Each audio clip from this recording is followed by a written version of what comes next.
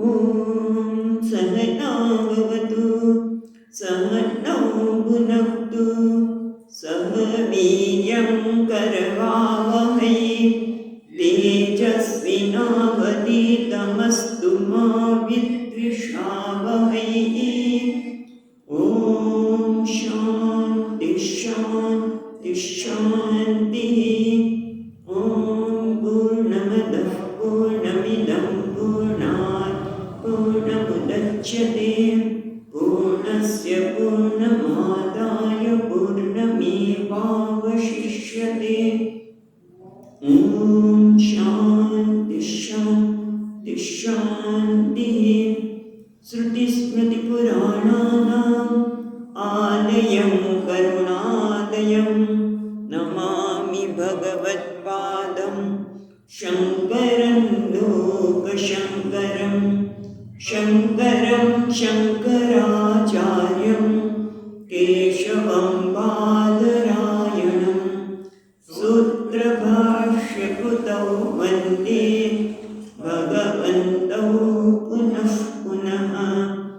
ईश्वरो गुरुरात्मेति मूर्तिभेदविभागिने व्योमवद्व्याप्तदेहाय दक्षिणामूर्तये नमः।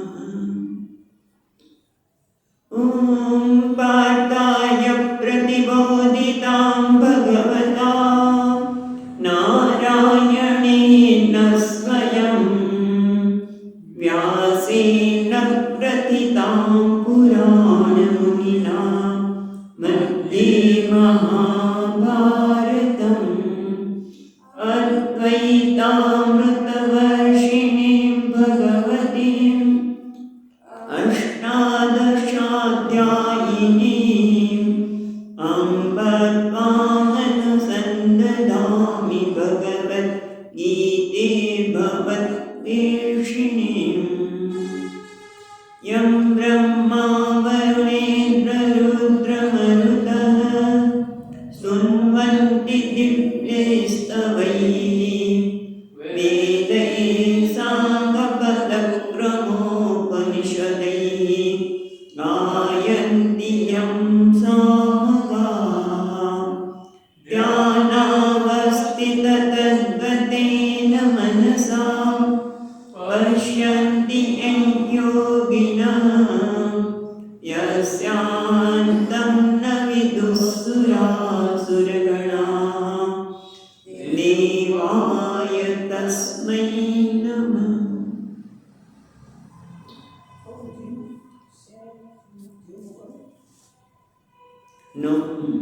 નવમા અધ્યાયનો છઠ્ઠો શ્લોક આપણે બોલીશું.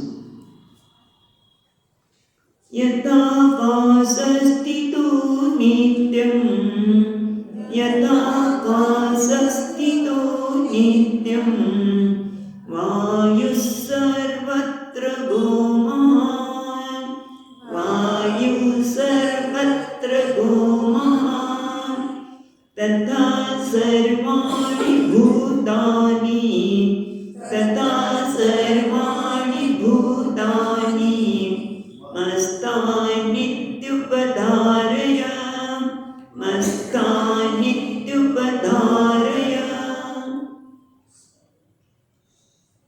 આપણે જોઈ રહ્યા છીએ એ પ્રમાણે ચોથા અને પાંચમા શ્લોકમાં ભગવાને પોતાની વખાણ આપી અને એ જ વસ્તુને દ્રષ્ટાંત દ્વારા આ શ્લોકમાં ભગવાન સમજાવે છે. જે આપણે જોયું એ પ્રમાણે યથા આકાશ સ્થિત વાયુ, એટલે આકાશ શું છે તો કે આકાશમાંથી વાયુનો જન્મ થયો, એટલે આકાશ કારણ છે અને વાયુ કાર્ય છે. અને આપણે ખબર છે કે કારણ છે એ કાર્યથી દૂર નથી. કારણ અને કાર્યનો શું છે તો કે કારણ એ કાર્યને ધારણ કરે છે, એને ધારણ કરે છે. અહીંયા કોણ છે કારણ? આકાશ એ કારણ છે, વાયુ એ કાર્ય છે. વાયુ કેવો છે? સર્વત્ર ગહ, બધે જનારો, એને ક્યાંય રોકટોક નથી, બધે આખા દુનિયામાં સર્વત્ર જનારો છે અને આત્માની દ્રષ્ટિએ મહાન છે, બળની દ્રષ્ટિએ મહાન છે, એવો વાયુ નિત્ય અને હંમેશા આકાશ એને ધારણ કરે છે, એમાં જ એ વિચરણ કરે છે. વાયુ કેવું છે? ચલનશીલ, સતત ચલનશીલ છે, એક સ્થાનેથી બીજા સ્થાને. અને આકાશ એનું કારણ કેવું છે? ગતિરહિત. પેલું ગતિવાળો વાયુ કેવો છે? ગતિવાળો. અને આકાશ એનું કારણ છે એ ગતિરહિત છે. આકાશ કેવું છે? એ પણ સર્વત્ર છે. જ્યાં જ્યાં વાયુ છે ત્યાં આકાશ છે કે નહીં? તો કે છે. જ્યાં વાયુ છે ત્યાં આકાશ છે. અને પણ એ કેવો છે? ગતિરહિત છે, નિર્વિકાર છે. અસંશ્લેષ. એ વખતે જોયું એ પ્રમાણે વાયુના કોઈ પણ ગુણધર્મ એને લેપાયમાન થતો નથી. વાયુ પરિવર્તનશીલ છે, પણ છતાં વાયુની કોઈ પણ અસર આકાશને થતી નથી. પણ આકાશ ક્યાં છે? તો જ્યાં જ્યાં વાયુ છે, જ્યાં જાય છે ત્યાં આકાશ ત્યાં હોય જ. એ રીતે આ જગતમાં ભગવાન કહે છે, પહેલો શ્લોક જોયો તમે ખોલશો એટલે મસ્તાની સર્વભૂતાની જે છે ને ચોથા મયા ગતમિદમ સર્વમ જગત અવ્યક્ત મૂર્તિના. ભગવાન કહે છે આ જગતમાં સર્વત્ર છે, આ બધા મસ્તાની સર્વભૂતાની, આ બધા જ મારામાં રહેલા છે. જેમ આકાશ કહે છે કે આ વાયુ મારામાં રહેલો છે. સર્વત્ર ગો, બધા કહે બધે જાય, પણ વાયુ ક્યાં રહે છે? વાયુ આકાશમાં રહેલો છે. જેમ ભગવાન કીધું મસ્તાની સર્વભૂતાની, બધા જ પ્રાણી માત્ર મારામાં છે.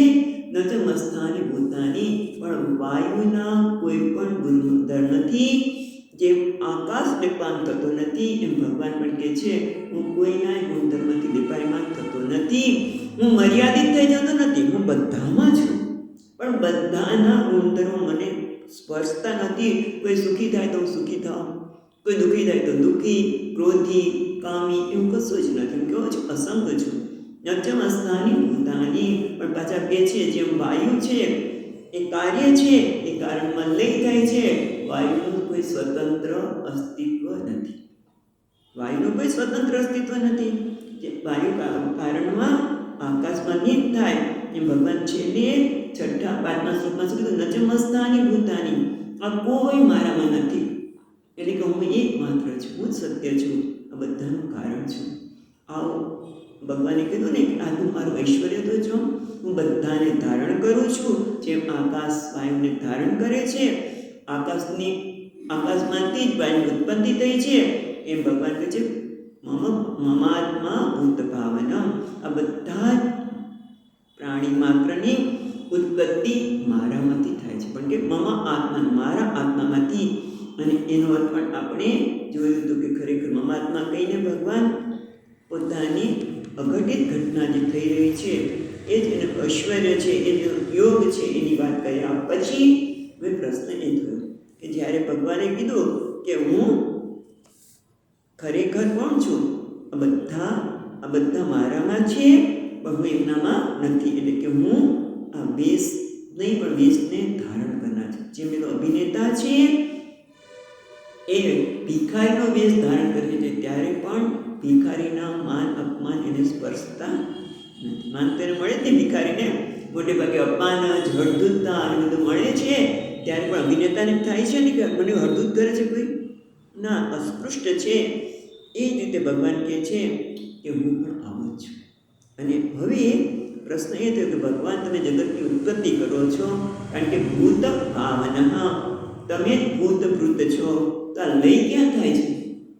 આ જગતનો લય થાય છે એ ક્યાં થાય છે? એના માટે ભગવાન આપણને 7મા શ્લોકમાં બતાવે છે. 7મો શ્લોક. સર્વભૂતાનિ કૌંતેય, સર્વભૂતાનિ કૌંતેય, પ્રકૃતિમ યાન્તિ મામિકામ, પ્રકૃતિમ યાન્તિ મામિકામ, કલ્પક્ષયે પુનસ્તાની, કલ્પક્ષયે પુનસ્તાની, કલ્પાદૌ વિસૃજામ્યહમ, કલ્પાદૌ વિસૃજામ્યહમ. એટલે ભગવાન કહે છે કે એવમ જે રીતે વાયુ આકાશ એવમ મય સર્વાણી ભૂતાની સ્થિતિ કાલે તાની એટલે કૌંતેય જે રીતે વાયુ એ આકાશમાં સ્થિત છે એ રીતે જ્યારે સ્થિતિકાળ છે ત્યારે બધા જ પ્રાણીઓ મારામાં રહેલા છે અને એ જ કૌંતેય સર્વાણ જે સ્થિતિકાળમાં રહ્યા છે એ બધા જ એ કૌંતેય સર્વાણી ભૂતાની પ્રકૃતિ યાંતિ મામિકામ કલ્પક્ષયે જ્યારે કલ્પનો ક્ષય થાય છે ત્યારે આ બધા જ ભૂતો એ મારા ક્યાં છે કલ્પક્ષયે પ્રકૃતિ યાંતિ એ પ્રકૃતિમાં લય થાય છે પ્રકૃતિ કોણ છે તો કે છે મામિકામ પ્રકૃતિ એ મારી પ્રકૃતિ છે પણ અહીંયા પ્રકૃતિ માટે શંકરાચાર્ય મને સમજાવે છે પ્રકૃતિ એટલે શું તો કે છે ત્રિગુણાત્મિકા આ પ્રકૃતિ કોણ છે તે 3 ગુણ ધરાવનારી સત્વ રજસ અને તમસ અને કેવી છે અપરામ નિકૃષ્ટામ અહીંયા કહે છે મારી પ્રકૃતિને યાંતિ એમાં એ બધા જાય છે અને કેવી છે મામિકા અહીંયા પણ આપણે જોઈએ છીએ પણ પહેલાં તો કે છે પ્રકૃતિ જે ત્રિગુણાત્મિકા છે અપરા છે જે નિકૃષ્ટા છે યાદ આવે છે આ 7મા અધ્યાયમાં ભગવાને વાત કરી છે શું છે ભૂમિરાપો નલો વાયુ ખમ્મનો બુદ્ધિરેવ ચ અહંકાર ઇતિ યમ્મે ભિન્ના પ્રકૃતિરષ્ટધા અપરેયમિતસ્તન્યા પ્રકૃતિમ વિદ્ધિ મે પરામ ને ત્યાં બીજી પ્રકૃતિ છે પરા પ્રકૃતિ છે ને આગળ કઈ છે જે ભૂમિ રાપો નદો વાયુ ખમ બુદ્ધિ અહંકાર આ બધી મારી અપરા પ્રકૃતિ છે નિકૃષ્ટા છે એટલે કે જે સ્વતંત્ર નથી અને એટલા માટે જ અપરા કયું શંકરાચાર્ય મહારાજે કેમ કારણ કે સ્વતંત્ર નથી કેમ કે મામિકામ એ મારી પ્રકૃતિ છે ભગવાન કે મામિકામ જે મદિયામ માન્ય અધીન છે એ સ્વતંત્ર નથી એ મને અધીન રહીને એ પોતાની કોઈ સ્વતંત્રતા ધરાવતો નથી આ બહુ જ મહત્વની વસ્તુ છે અપરામ કહીને ભગવાન એ જ કહે છે કે પ્રકૃતિ સ્વતંત્ર નથી મામિકામ કહીને પ્રકૃતિ સ્વતંત્ર નથી કારણ કે સાંખ્ય લોકો અને કેટલાય લોકો માને છે કે આ સર્જન કઈ રીતે થયું તો પ્રકૃતિથી સર્જન થાય છે અને પ્રકૃતિ સ્વતંત્ર છે પ્રકૃતિ પુરુષની ઈચ્છા પ્રમાણે સર્જન કરે છે એવું જે માને છે એટલે કે પ્રકૃતિ સ્વતંત્ર છે અને પુરુષ સ્વતંત્ર છે તો બે સ્વતંત્ર અસ્તિત્વ થઈ ગયા તો બે તો હોઈ જ ન શકે બે સ્વતંત્ર વ્યક્તિ હોય તો શું થાય બોલે હું આમ કરીશ પેલી વ્યક્તિ હું આમ કરીશ કંઈક થાય જ નહીં કોઈ તમને ક્યાંય સંવાદિતા દેખાય જ નહીં એક જ છે અને કોણ છે પરમાત્મા એ સ્વતંત્ર છે પ્રકૃતિ સ્વતંત્ર નથી બસ આ બધા માટે કહે છે કે આ પ્રકૃતિ છે મારી એ સ્વતંત્ર નથી પણ આ પ્રકૃતિ કેવી છે કે ત્રિગુણાત્મિકા 3 ગુણ ધરાવનારી પણ એ પ્રકૃતિ મારી છે એટલે કેવી રીતે છે મારી છે એટલે ભગવાનથી જુદી છે કે અભિન્ન છે એ પણ સમજવા જેવું છે કારણ કે આ ભગવાન કે છે આ ત્રણેય આપણે મામિકામ પ્રકૃતિ મારી પ્રકૃતિ છે ત્રિગુણાત્મિકા છે અપરા છે એ પ્રકૃતિ માય છે એટલે ભગવાનથી ભિન્ન છે સ્વતંત્ર છે તો સ્વતંત્ર તો છે જ નહીં સ્વતંત્ર પ્રકૃતિ પોતાનું કાર્ય કરી શકે જ નહીં તો ભગવાનથી અભિન્ન છે એટલે ભગવાનથી જુદી છે જેમ દોરડામાં દેખાતો સર્પ તો સર્પ છે એ દોરડાથી ભિન્ન છે તો કે તો અસ્તિત્વ ધરાવી ન શકે ખ્યાલ તો સમજાશે પ્રકૃતિને સમજવા માટે આ દ્રષ્ટાંતે સુધી વધારે સમજાશે કે સર્પ છે એ રજ્જુથી દોરડાથી જુદો છે ભિન્ન છે તો ભિન્ન હોય તો સર્પ કહી શકે જ નહીં કારણ કે જ્યાં દોરડું છે ત્યાં જ સર્પ છે એટલે ભિન્ન તો છે જ નહીં તો કે અભિન્ન છે ને અભિન્ન નથી જ નહીં તો સર્પથી ક્યાંક દોરડું જુદું પડી શકે જ નહીં અભિન્ન નથી તો છે શું શંકરાચાર્ય મહારાજ વિવેક ચૂડામણીમાં સરસ સમજાવે છે ભિન્નાપ ભિન્ન એટલે ભિન્ન પણ છે પ્રકૃતિ એમ ન કહી શકાય અભિન્ન છે એમ પણ ન કરી શકાય સત્ય છે એમ પણ ન કહી શકાય સર્પ સાચો છે તો સાચવે તો ક્યારે જાય જ નહીં અસત્ય છે એવું પણ કેમ કહેવાય કે દેખાય છે બરાબર, દેખાય છે માટે અસત્ય પણ નથી. તો શું છે? તો કે સત અને સત પણ નથી, ભિન્ન પણ નથી, અભિન્ન પણ નથી. તો છે શું? તો કે અનિર્વચનીય. આ જગત પ્રકૃતિ કેવી છે? અનિર્વચનીય છે. અને એટલા માટે કે ભગવાન કહે છે બીજી લીટીમાં કે કલ્પક્ષય પુનસ્તાની કલ્પાદો સૃજયામિ.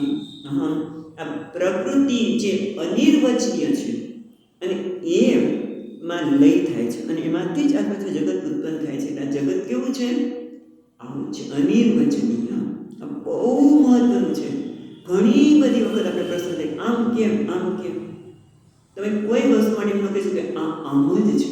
તમે કોઈના માટે કંઈ પણ કહો કે આ વ્યક્તિ આવી છે, તરત તમારું થોડા વખત પછી તમારે એના વિશે પાછું કહેવાનું બદલાઈ જ જાય, નિર્ણય બદલાઈ જાય. કેમ આવું કેમ કરો છો તમે? પણ આ આવું જ છે, અનિર્વચનીય છે, જેનું કોઈ ખરેખર વચન કરી શકાય નહીં. થોડુંક વ્યવહારમાં આપણે વચન કરવું જ કરીએ છીએ, પણ આમ કેમ થાય છે? ઘણી વખત મારી બેન છે એ પૂછે, આ અનિર્વચનીય છે, આવું જ છે. આવી પ્રકૃતિમાં ભગવાન કહે છે કે બધા જ કૌંતેય, બધા જ પ્રાણી અમારી પ્રકૃતિમાં કલ્પના અંતમાં લય પામે છે. કલ્પક્ષય યાંતિ પ્રકૃતિ યાંતિ, અને પાછી પુનઃ તાની કલ્પાદૌ, પાછું ફરીવાર કલ્પના પ્રારંભમાં હું વિસૃજામી એટલે કે ઉત્પાદયામી અહમ, તે રીતે પૂર્વવત. ને ખરેખર પરમાત્મા સર્જન કરે છે કે પ્રકૃતિ? તો કે જ્યારે સર્જન થાય છે ત્યારે પ્રકૃતિ સર્જન ભગવાનની શક્તિથી કરે છે. પેલી વસ્તુ છે મામિકા, ભગવાનની પ્રકૃતિ જળ છે, પરમાત્મા ચેતન છે. એની પ્રકૃતિની પરમાત્માના ચેતન, ભગવાન પ્રકૃતિને ચેતનમંદી બનાવે ત્યારે સર્જન થાય. એટલે સર્જનની દ્રષ્ટિએ ભગવાન કહે છે અહમ સૃજામી. કારણ કે પ્રકૃતિ પાસે કોઈ સર્જન કરવાની શક્તિ છે નહીં, હું સર્જન કરવાની શક્તિ આપું છું. કેમ આપું છું, ક્યારે આપું છું, બધી પછી આપણે જોઈશું. પણ ટૂંકમાં એટલા માટે કે ભગવાન કહે છે અહમ સૃજામી. ખરેખર ભગવાન સર્જન કરતા નથી, પણ આવશે. પણ અત્યારે તો આપણે એટલું જ જોઈશું કે ભગવાન કહે છે કે બધા જ, જેમ ભગવાન કે ભગવાન આગળ કીધું ને કે આ બધા મારામાં છે, આ બધા ઉત્પત્તિ કરનાર હું છું અને લય કરનાર પણ હું જ. પણ ખરેખર તો લય ક્યાં થાય છે? પ્રકૃતિની અંદર બધાનો લય થાય છે. અને સૃષ્ટિનો પ્રારંભ થાય, ક્યારે પ્રારંભ થાય છે? જ્યારે આ બધા જીવોના કર્મો એક સાથે ફળીભૂત થાય ત્યારે. એ કલ્પના પ્રારંભમાં હું બધાનું સર્જન કરું છું. એટલે હવે પછી ભગવાન જે સર્જન કરે છે એ સર્જન કેવા પ્રકારનું છે, એના સર્જક કેવા છે, અને એ દ્વારા આત્મતત્વનું પણ નિરૂપણ પછી 3 શ્લોકમાં કરે છે. તો આપણે 8મો શ્લોક જોઈશું. 8મો શ્લોક. પ્રકૃતિમ સ્વામવષ્ટભ્ય, પ્રકૃતિમ સ્વામવષ્ટભ્ય વિસૃજામિ પુનઃ પુનઃ, વિસૃજામિ પુનઃ પુનઃ ભૂતગ્રામમિમં કૃષ્ણં, ભૂતગ્રામમિમં કૃષ્ણં અવશં પ્રકૃતિર્વશાत्, અવશં પ્રકૃતિર્વશાत्. ભગવાન કહે છે પ્રકૃતિમ સ્વામ અવષ્ટભ્ય વિસૃજામિ પુનઃ પુનઃ ભૂતગ્રામમ ઇમં કૃષ્ણં અવશ્યમ પ્રકૃતિર્વશાत्. એ ભગવાન કહે છે પહેલા સ્વામ પ્રકૃતિમ અવષ્ટભ્ય. સ્વામ એટલે પોતાની, સ્વીયામ ભગવાન મારી, સ્વીયામ પ્રકૃતિમ અવષ્ટભ્ય. અવષ્ટભ્ય એટલે વશીકૃત્ય. ભગવાન કહે છે મારી પ્રકૃતિને વશમાં કરીને, વશીકૃત્ય. પછી શું કરે છે? તો કહે છે અવષ્ટભ્ય શું કરે છે? પ્રકૃતિર વશાત. જે પ્રકૃતિના વશમાં છે, પ્રકૃતિના વશમાં હોવાને કારણે વશાત એને પ્રકૃતિના વશમાં હોવાને કારણે શું છે? અવશ્યમ. અવસમ ઇમમ કૃષ્ણમ ભૂતગ્રામમ. જે બીજી લીટીના બધા શ્લોક શબ્દ લેવા પડશે, પછી આપણે પેલી લીટી પર અર્થ જોવા જઈશું. તો પહેલી લીટીમાં આપણે શું જોયું? તો કે સ્વામ પ્રકૃતિ અવષ્ટભ્ય, મારી પ્રકૃતિને વશમાં કરીને. પછી આપણે બીજી લીટી પર ગયા, પ્રકૃતિ વસાત, પ્રકૃતિના વશમાં હોવાને કારણે શું છે? ઇમમ કૃષ્ણમ ભૂતગ્રામમ, પ્રકૃતિ વસાત અવશ્યમ. પેલા એ સમજ અવશ્યમ એટલે જે વશમાં નથી, એટલે કે પરતંત્ર છે, જે પરવશ છે, તેની કોઈ સ્વતંત્રતા નથી, એટલે કે અવશ્યમ જે પરતંત્ર છે, પરવશ છે એવા કૃષ્ણમ એમમ ભૂતગ્રામમ. આખું ભૂતગ્રામમ કેવું છે? પરવશ છે. કોના વશમાં છે? કોના પરવશ છે? તો કે પ્રકૃતિ વસાત, પ્રકૃતિના વશમાં છે એવાને પુનઃ પુનઃ વિસૃજામી. પછી લીટીઓને પુનઃ ફરી ફરી હું એનું સર્જન કરું છું. બરાબર. હવે આપણે વિચારીએ કે પ્રકૃતિ એટલે શું? પ્રકૃતિ એટલે પ્રકર્ષેણ કૃતિ યોગ્યત્વાત્ પ્રકૃતિ, એટલે કે જેનામાં પ્રકર્ષેણ કૃતિ યોગ, જેનામાં સર્જન કરવાની શક્તિ ધરાવે છે. પણ એ કેવી છે?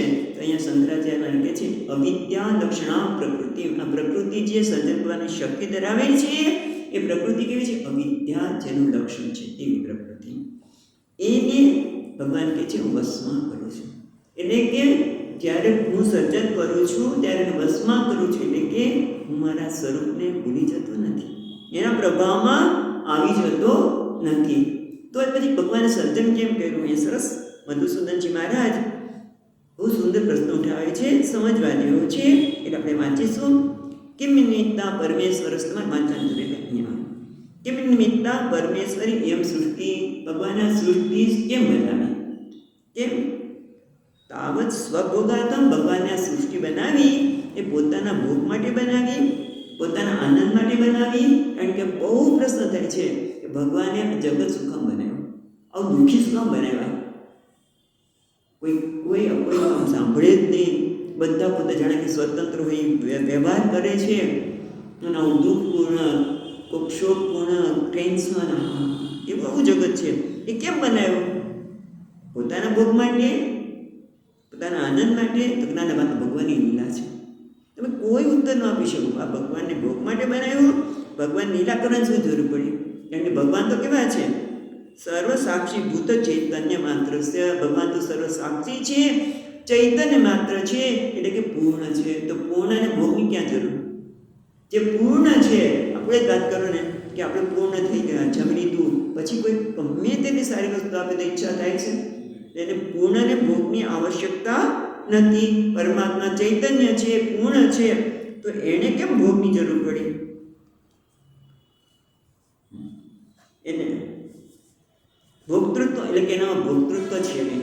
ભગવાન ચૈતન્ય છે, પૂર્ણ છે, એટલે ભોક્તૃત્વ ભાવાત એ ભોક્તૃત્વની જરૂર નથી. તથા સંસારિત્વ ઈશ્વર, અને જો પોતે બનાવ્યો તો ભગવાન સંસારી થયો, પછી ઈશ્વર ક્યાં ગયો?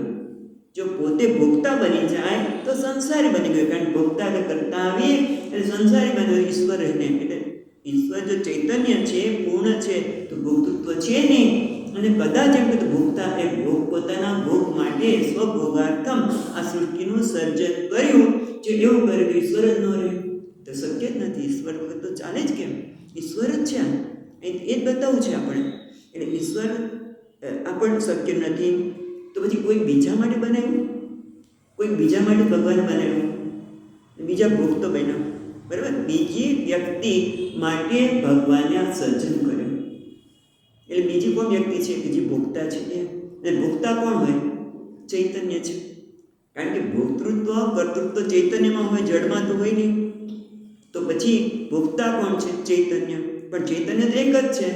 એટલે જીવ પણ નથી, ઈશ્વર માટે પણ આ સર્જન નથી. કારણ કે ચૈતન્ય છે, પૂર્ણ છે, અને ભોગતા તરીકે, એટલે કે જીવ માટે બનાવ્યું તો એ પણ તો એ ભોગતા કોઈ તો ચૈતન્ય બનાવ્યું. બે ચૈતન્ય હોઈ શકે નહીં.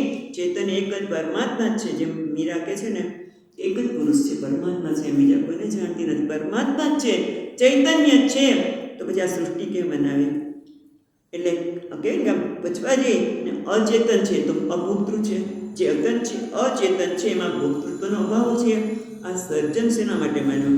એટલે અપવર્ગ માટે કે અપવર્ગ માટે પણ નથી, કારણ કે ભોગતા નથી. તો પછી આ મુક્તિ માટે બનાવ્યું ભગવાને ભક્તને મુક્તિ માટે બનાવ્યું. મુક્તિની ક્યાં જરૂર છે? ચૈતન્ય તો મુક્ત જ છે. એટલે ટૂંકમાં આ ભગવાન જ્યારે કહે છે કે હું પ્રકૃતિને પોતાના વશમાં કરીને આ સર્જન કરું છું, પણ આ સર્જન શેના માટે છે? તો છેવટે એક જ આવે, આટલા શ્લોક દ્વારા જોઈએ છે એ કે આ સર્જન ખરેખર છે નહીં, ખરેખર મિથ્યા છે. પણ આ મિથ્યા કંઈ કહીને તમે બધા પ્રશ્ન ટાળો છો, એવું નથી. હકીકત એ છે, કારણ કે આવું જ્યારે કંઈક અનિર્વચનીય છે અને કેમ બનાવ્યું એનો કોઈ અર્થ, કોઈ જવાબ જ નથી. તમે જો આટલી ચર્ચા કર્યા પછી આપણે કયા ઓલા પર નિર્ણય પર આવીએ કે સર્જન કેમ થયું? ભગવાન પોતાના માટે તો બનાવ્યું નથી, કારણ કે ચૈતન્ય છે, પૂર્ણ છે. અને જો પોતાના ભોગ માટે બનાવ્યું તો સંસારી બની ગયો, એ તો શક્ય જ નથી. ભગવાનનું પોતાનું આપણે ભગવાન અહીં સરસ ભગવાન વ્યાઘાત, ઈશ્વરત્વ વ્યાઘાતાત, એ તો કેવું થાય એટલે બરાબર નથી. બીજા ભોગતા માટે પણ શક્ય નથી, કારણ ભોગતા એક જ છે. ભોગતા એટલે ચૈતન્ય અને ચૈતન્ય એક જ છે.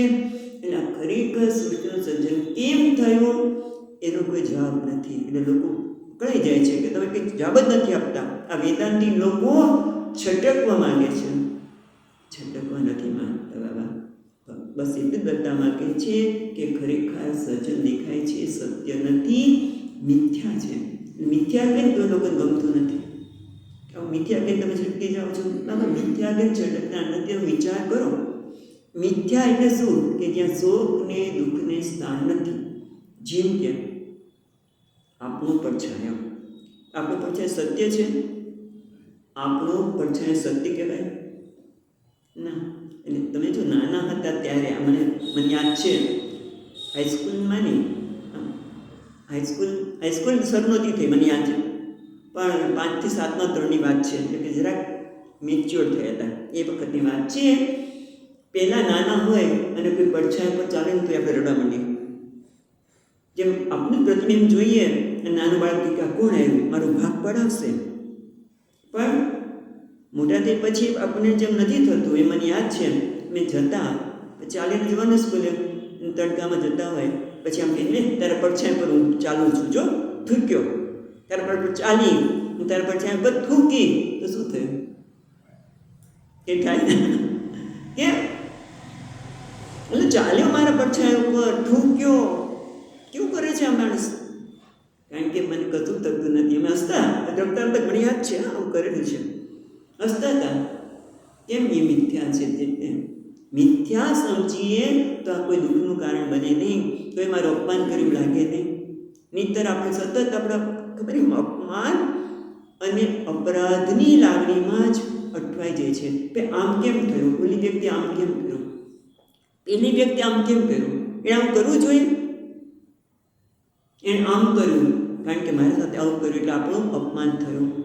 અથવા તો મેં આમ કેમ કર્યું, ત્યારે મેં આમ નિર્ણય લીધો તો કેવો સારો હતો. એટલે તારા હાથમાં નિર્ણય નથી. આ તો કીધું પ્રકૃતિ વશાત. પછી આપણે જઈએ છીએ પ્રકૃતિ વશાત, પણ ટૂંકમાં એ પણ મારા હાથમાં નથી. એટલે ટૂંકમાં મિથ્યા કહીએ છીએ એટલે કે શું? કે અપમાન અને અપરાધની લાગણીમાંથી મુક્ત થઈએ, એના કારણે શોક અને દુઃખમાંથી મુક્ત થઈએ. સમજીએ જો આ તો, પણ સમજાતું નથી. કેમ?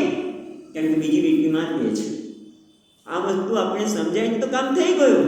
પણ ભગવાન અને આપણામાં એટલો જ ફેર છે. ભગવાન કહે છે, જો પેલી લીટીમાં ભગવાને શું કીધું? સ્વામ પ્રકૃતિ અષ્ટભ્ય, હું મારી પ્રકૃતિને વશમાં રાખું છું. એટલે કે હું એના પ્રભાવમાં આવતો નથી. પણ આ ઇમમ કૃષ્ણમ ભૂતગ્રામમ, આખું જે અત્યારે વર્તમાનમાં દેખાય છે એને ઇમમ, આ વર્તમાનમાં જે પ્રાણી સમુદાય દેખાય છે એટલે આખું જગત છે એ કેવું છે? પ્રકૃતિ વશાન, એ પ્રકૃતિના વશમાં છે. અને પ્રકૃતિ કેવી છે? આગળ શંકરાચાર્ય જે કહ્યું, અવિદ્યા લક્ષણા, અજ્ઞાન જેનું લક્ષણ છે તે. એટલે કે અવિદ્યા, એના કારણે બીજું શું આવે? ત્યાં કે છે અવિદ્યા, અસ્મિતા, રાગ, દ્વેષ, અભિનેશ. કારણ કે ભૂતગ્રામમ, જન્મ્યો ત્યારથી અવિદ્યાના વશમાં છે. એટલે કે અવિદ્યાની બે બે લક્ષણ છે. એક તો આવરણ અને બીજું વિક્ષેપ. આવરણ એટલે પોતાના સ્વરૂપને ઢાંકી દેવું. આવરણ એટલે ઢંકાઈ જવું. જેમ કે દોરડું છે એ ઢંકાઈ ગયું અને પછી એમાં શું થયું? વિક્ષેપ થયો. દોરડું ઢંકાઈ ગયું અને વિક્ષેપમાં શું થયું? કે દેખાણો સર્પ અથવા તો ભૂછિદ્ર, માળા, દરેકને જુદું જુદું દેખાણો. એ રીતે આ પ્રકૃતિના વશમાં લીધે આવરણ થાય છે એટલે પોતાના સ્વરૂપને ભૂલી જાય છે. હું સચ્ચિદાનંદ છું, ચૈતન્ય છું, હું પૂર્ણ છું એ ભૂલાઈ ગયું. અને એટલે અવિદ્યા અને આવરણ થયું અને વિક્ષેપને લીધે અભિનિવેશ, હું અદ્ભુત છું. આમ કે હું આથી આગળ, હું જીવ છું એટલે કે અપૂર્ણ છું. એના માટે કરતા બન એટલે રાગ અને દ્વેષ સતત ચાલ્યા જ કરે. કાં તો રાગ અને કાં તો દ્વેષ, એમાંથી મોટે ભાગે માણસ મુક્ત થઈ શકતો જ નથી. અને એને આધાર કર્મને કરે ત્યાં કર્મનું ફળ મળે. એટલે ટૂંકમાં પ્રકૃતિ વસાદ એટલે અવિદ્યા, અસ્મિતા, રાગ, દ્વેષ, અભિનિવેશ આ બધામાં એ અટવાઈ ગયો. કેમ? કારણ કે પ્રકૃતિના વશમાં છે. જો આપણે પ્રકૃતિના વશમાં ન હોત તો આપણે આવું કંઈ ન થાય. કોણ ઈચ્છે કે હું આવું બનું? હું તો હંમેશા ધનવાન બનું, એકદમ દેખાવવાળો હોય, સૌંદર્ય હોય, અને આમ હોય તેમ હોય. કોઈને કંઈ ગરીબ બનવું ગમે? ટેન્શનમાં રહેવું ગમે? કોઈને ન ગમે. બધાને શાંતિ પ્રિય છે, પ્રસન્નતા પ્રિય છે, સુખ પ્રિય છે. પણ છતાં કેવું છે? એ કશું એના હાથમાં આવતું નથી. કેમ? અવસમ પ્રકૃતિ વસાદ.